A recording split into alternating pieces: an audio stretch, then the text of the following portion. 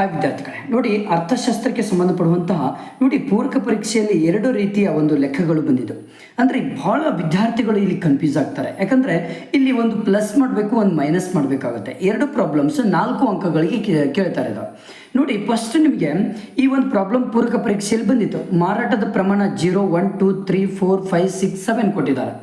TR ರೂಪಾಯಿದಲ್ಲಿ 0, 5, 10, 15, 20, 25, 30, 35 ಕೊಟ್ಟಿದ್ದಾರೆ. TC ರೂಪಾಯಿದಲ್ಲಿ 5, 7, 10, 12, 15, 23, 33, 40 ಕೊಟ್ಟಿದ್ದಾರೆ. ಲಾಭಗಳನ್ನು ಕಂಡುಹಿಡಬೇಕು ನಾವು ಇವಾಗ. ಅಂದರೆ TR ಮತ್ತು TCಯನ್ನು ಕೊಟ್ಟು ಲಾಭವನ್ನು ಕಂಡುಹಿಡಿಬೇಕಾದ್ರೆ ನಾವು ಇಲ್ಲಿ ಕಡ್ಡಾಯವಾಗಿ ಮೈನಸ್ ಮಾಡಬೇಕು, ಯಾವುದೇ ಕಾರಣಕ್ಕೂ ಪ್ಲಸ್ ಮಾಡಬಾರ್ದು. ಇನ್ನೊಂದು ಲೆಕ್ಕ ಇಲ್ಲೇ ಇದೆ. P ಕೊಟ್ಟಿರ್ತಾರೆ 1, 2, 3, 4, 5, 6, 7, 8 ಕೊಟ್ಟಿರ್ತಾರೆ. D1 9, 8, 7, 6, 5, 4, 3, 2 ಕೊಟ್ಟಿರ್ತಾರೆ.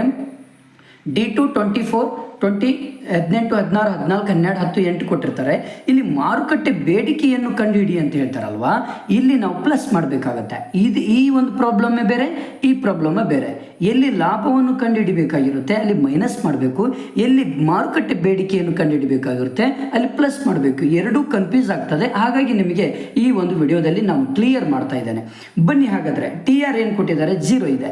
TC ಎಷ್ಟಿದೆ? 5 ಇದೆ. ಹಾಗಾದರೆ 0ದಲ್ಲಿ 5ಅನ್ನು ಕಳೆದಾಗ, ಯಾವುದೇ ಒಂದು ಸಣ್ಣ ಸಂಖ್ಯೆಯಲ್ಲಿ ದೊಡ್ಡ ಸಂಖ್ಯೆಯನ್ನು ಕಳೆದಾಗ ಅಲ್ಲಿ ಬರುವಂತಹ ಒಂದು ಚಿಹ್ನೆ ಯಾವುದಾಗಿರುತ್ತೆ ಅಂದರೆ -5 ಆಗಿರುತ್ತೆ, ನೆನ್ಪಿಟ್ಕೊಳ್ಬೇಕು.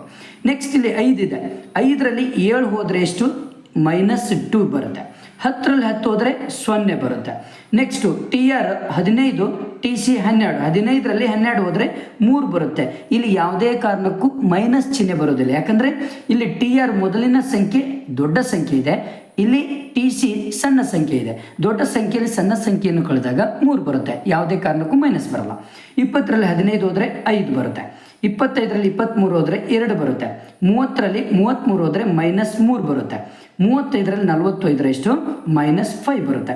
ಇಷ್ಟು ಮಾಡಿದರೆ ನಿಮಗೆ 4 ಅಂಕಗಳು ಬರುತ್ತೆ. ಫಿಕ್ಸ್ ಇದೆ, ಯಾವುದೇ ಕಾರಣಕ್ಕೂ ಮಿಸ್ ಮಾಡ್ಲಿಕ್ಕೆ ಹೋಗ್ಬೇಡಿ. TR ಮತ್ತು TCಗಳನ್ನು ಕೊಟ್ಟಾಗ ಯಾವುದೇ ಕಾರಣಕ್ಕೂ ಲಾಭಗಳನ್ನು ಕಂಡುಹಿಡಬೇಕಾದ್ರೆ ಮೈನಸ್ ಮಾಡಬೇಕು.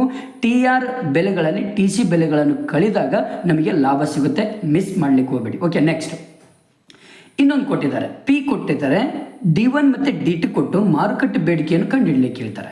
ಇಲ್ಲಿ ಭಾಳ ಇಂಪಾರ್ಟೆಂಟ್, ಇಲ್ಲಿ ಪ್ಲಸ್ ಮಾಡಬೇಕು. D1 ಬೆಲೆಗಳು ಎಷ್ಟಿದೆ? D1 ಮೊದಲನೇ ಬೆಲೆ 9 ಇದೆ.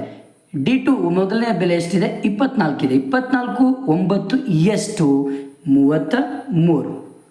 ನೆಕ್ಸ್ಟ್ D1 8 ಇದೆ. 20, 28, 7, 18, 25, 16, 6, 22, 14 + 5, 19, 12 + 4, 16, 10 + 3, 13, 8, 2, 10.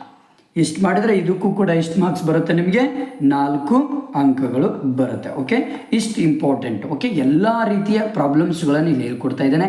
ಎಜುಕೇಷನ್ ಕೂಡ ಪ್ರಾಬ್ಲಮ್ ಹೇಳ್ಕೊಡ್ತೇನೆ. ಹಾಗೆ ಎಕನಾಮಿಕ್ಸ್ ಮತ್ತು ಅಕೌಂಟೆನ್ಸಿ ಆ್ಯಂಡ್ ಎಲ್ಲ ಏನೆಲ್ಲ ಪ್ರಾಬ್ಲಮ್ಸ್ ಇದೆ ಈ ಒಂದು ನನ್ನ ಚಾನಲಲ್ಲಿ ಸಿಗುತ್ತೆ. ನಿಮ್ಮ ಫ್ರೆಂಡ್ಸಿಗೆ ಶೇರ್ ಮಾಡಿ, ಹಾಗೆ ನನ್ನ ಚಾನಲನ್ನು ಸಬ್ಸ್ಕ್ರೈಬ್ ಮಾಡಿ. Okay, thank you friends, thank you.